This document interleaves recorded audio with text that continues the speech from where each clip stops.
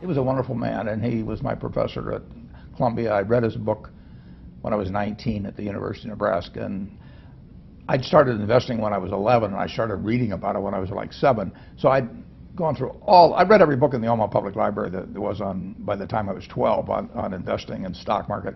And I had a lot of fun, but I never really found out, I never got grounded in anything. And it was entertaining, but it wasn't going to be profitable. And then I read Graham's book, The Intelligent Investor, when I was at the University of Nebraska.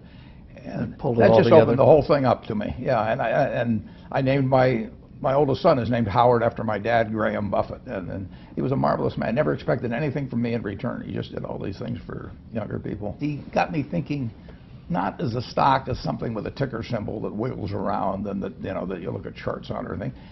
He taught me to think about it as part of a business, and that was vital. And he taught me not to really pay any attention to stock market fluctuations except when they were working in my favor, so that not to get elated because something had gone up or depressed because it went down. So if I knew the facts on something and it went down, I bought more of it, and because I looked at it as a business. And then he taught that famous lesson about a margin of safety, that you don't drive a truck that weighs 9,900 pounds across a bridge that says limit 10,000 pounds, because you can't be that sure about it. If you see something like that, you go down a little further down the road and you find one that says limit 20,000 pounds, and that's the one you drive across.